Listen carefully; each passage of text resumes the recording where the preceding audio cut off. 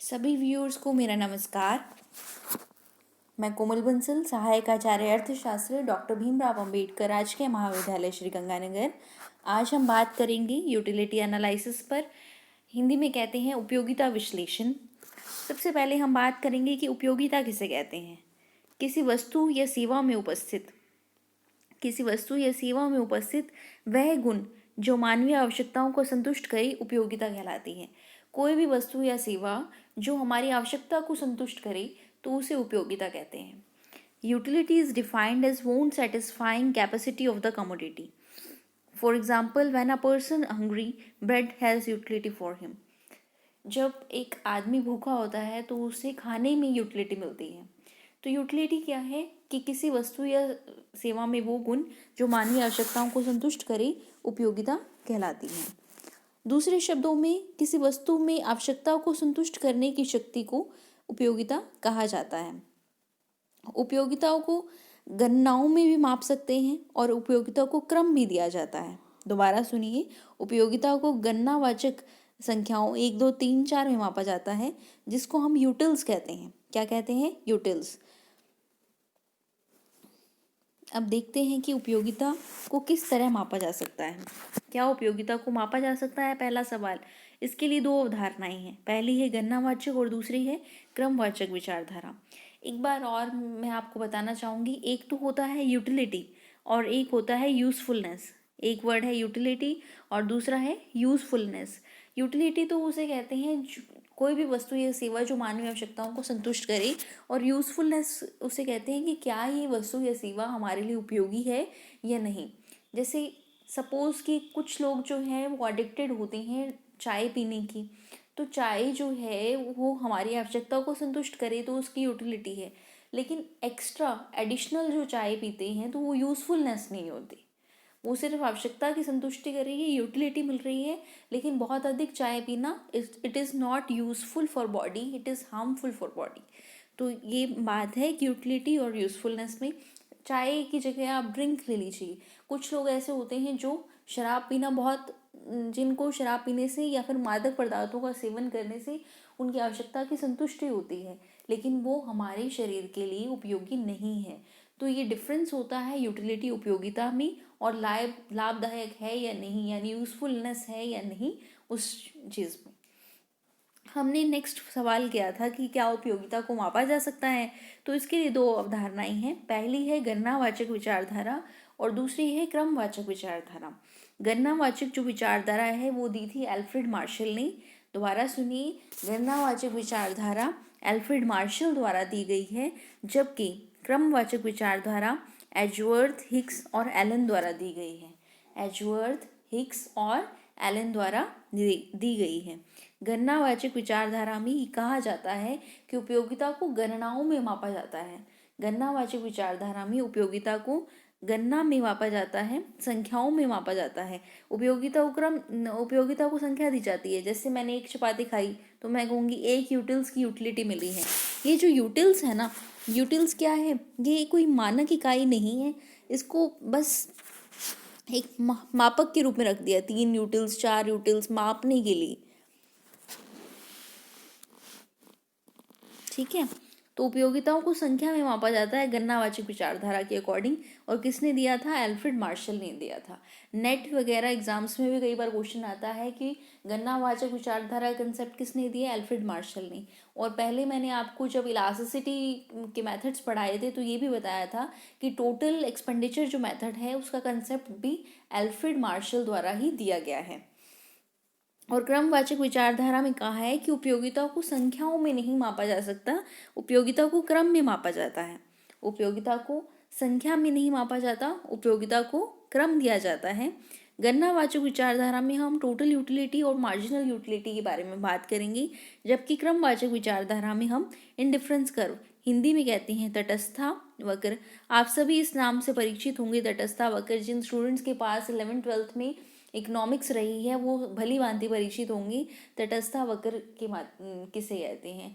और मैं यहाँ ये भी मेंशन करना चाहूँगी, जो स्टूडेंट्स ने डायरेक्ट बी फर्स्ट ईयर में इकोनॉमिक्स ली है तो वो 11th-12th की TR जैन और VK औरी 11th-12th की जो राजस्थान बोर्ड्स की बुक्स हैं उसे ज़रूर रीड कर लें, क्योंकि उसका आधे से ज़्यादा पार्ट जो है वो BA first year micro economics में आपको देखने को मिलेगा।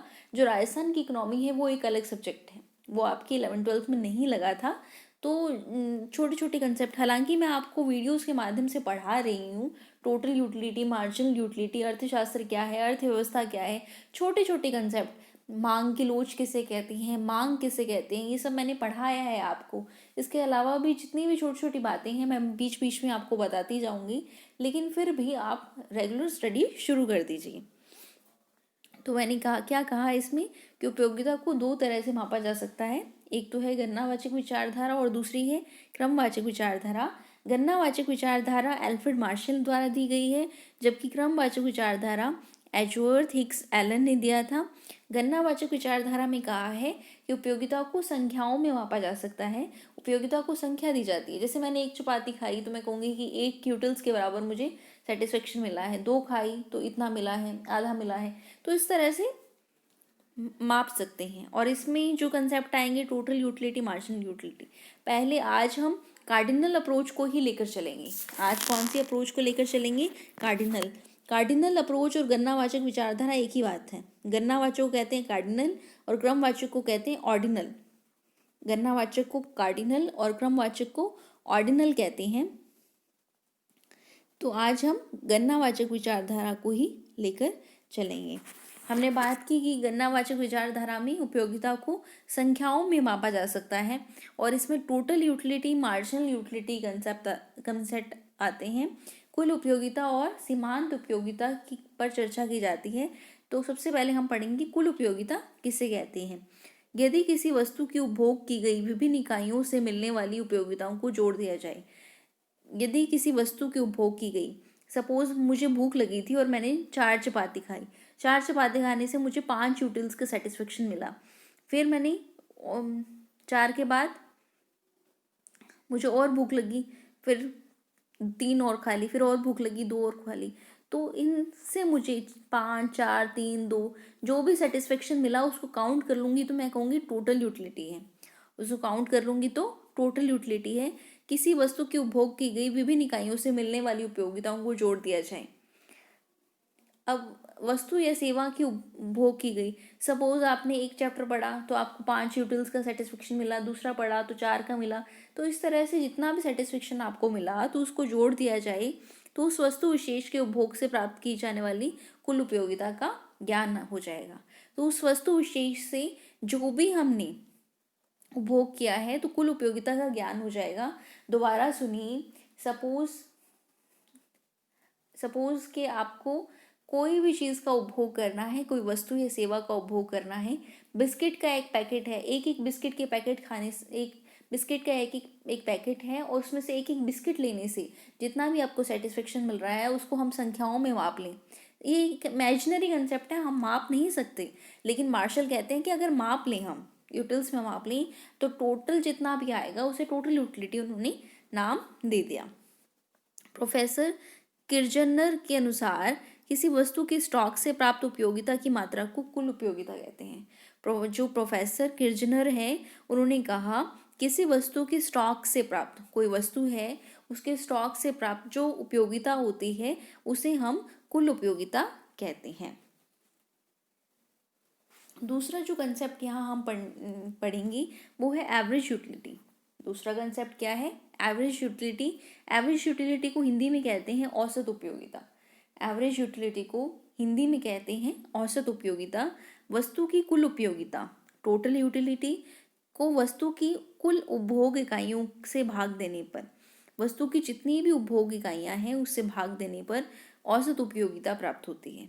दोबारा सुनिए, वस्तु की कुल उपयोगिता तथा वस्तु की उपभोग इकाइयों से भाग देने पर टोटल यूटिलिटी जितनी है और उपभोग इकाइयाँ जितनी हैं। सपोज टोटल यूटिलिटी 100 है और 5 इकाइयाँ उपभोग की हैं, तो एक इकाई उपभोग करने पर कितनी यूटिलिटी मिली? 20। इसे कहेंगे औसत उपभोग उपयोगिता, एवरेज यूटिलिटी। वस्तु की कुल उपयोगिता को वस्तु की कुल उपभोग इकाइयों से भाग देने पर औसत उपयोगिता हमें प्राप्त होती है, इसे कहते हैं एवरेज यूटिलिटी। नेक्स्ट है सीमांत उपयोगिता, ये कंसेप्ट बहुत बहुत इंपॉर्टेंट है, मोस्ट इंपॉर्टेंट कंसेप्ट है सीमांत उपयोगिता। क्या होता है सीमांत उपयोगिता? वस्तु की एक अतिरिक्त इकाई का उपभोग करने से कुल उपयोगिता में जो परिवर्तन आता है उसे सीमांत उपयोगिता कहते हैं। जैसे पहले मैंने 4 इकाइयों का उपभोग किया, पहले मैंने 1 इकाई का उपभोग किया, 1 इकाई के उपभोग से मुझे 20 यूटिल का सेटिस्फेक्शन मिला, दूसरी इकाई के उपभोग करने से 10 यूटिल का सेटिस्फेक्शन मिला। तो एक से दूसरी इकाई करने पर कितना अंतर आया? 10। तो एक अतिरिक्त इकाई का उपभोग करने से जो कुल उपयोगिता में परिवर्तन आता है उसे सीमांत उपयोगिता कहा जाता है।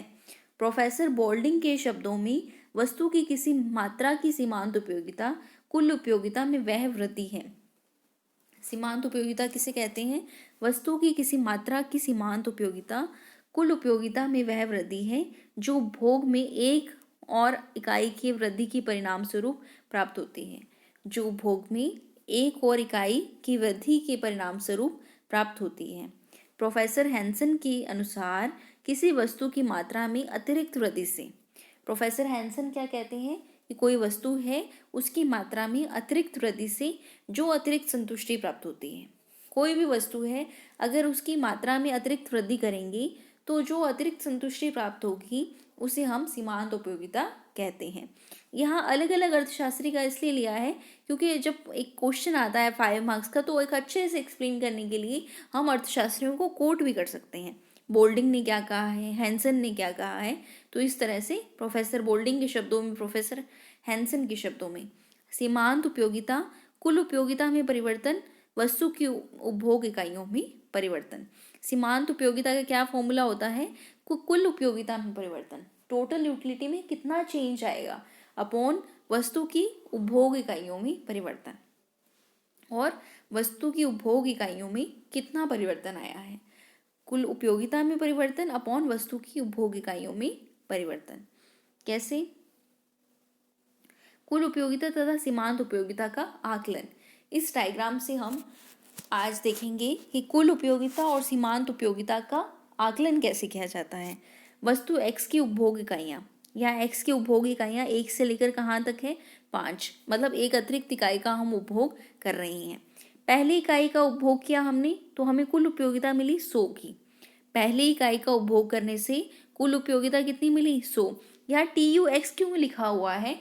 TUX का मतलब है x की टोटल यूटिलिटी। TUX का मतलब है x की टोटल यूटिलिटी। x क्या है? x एक वस्तु है। x क्या है? x एक वस्तु है। वस्तु x की सीमांत उपयोगिता MUX। MUX का मतलब marginal utility of x good. जब हमने एक इकाई उपभोग किया तो हमें 100 की यूटिलिटी मिली। एक इकाई उपभोग करने से 100 की यूटिलिटी मिली तो सीमांत उपयोगिता कितनी होगी? 100 ही होगी। वस्तु x की कितनी मिली? 100 मिली। 100 क्यों मिली? क्योंकि इसका फॉर्मूला होता है TUN MUX का क्या फॉर्मूला है? MUX का है TUN -1। TUN कितना है यहाँ पर? 1, और 1 - 1 0, यानी 100 - 0 = 100। दूसरी इकाई उपभोग की तो यूटिलिटी मिली 190 की। पहली इकाई से 100, दूसरी इकाई से 190, तो 100 और 190 में अंतर कितना है? 90। क्योंकि मार्जिनल यूटिलिटी क्या होती है? मार्जिनल यूटिलिटी होती है कि एक अतिरिक्त इकाई का उपभोग करने से टोटल यूटिलिटी में कितना अंतर आता है। एक अतिरिक्त इकाई का उपभोग करने से टोटल यूटिलिटी में आए अंतर को सीमांत उपयोगिता कहा जाता है। अब यहाँ पर कितना है? 90। फिर तीसरी इकाई का उपभोग करेंगे तो 190 से कितना हो जाएगा? 270। तीसरी इकाई का उपभोग करने से 190 से 270, 190 और 270 में कितना अंतर है? 80 का, तो 80। चौथी इकाई का उपभोग करने से 340, इनमें कितना अंतर है? 70 का। पांचवी इकाई का उपभोग करने से 400, इनमें कितना अंतर है? 60 का। दोबारा सुनिए, MUN = TUN - TUN - 1। कुल उपयोगिता 100, 190, 270। एक अतिरिक्त इकाई का उपभोग करने से प्राप्त उपयोगिता 100 - 190 90, 270 - 190 80, 340 - 270 70, 400 माइनस 340, 60। तो ये क्या है, कुल उपयोगिता और सीमांत उपयोगिता को हम इस तरह से आकलित कर सकते हैं कि किस तरह से कुल उपयोगिता आएगी और किस तरह से सीमांत उपयोगिता आएगी।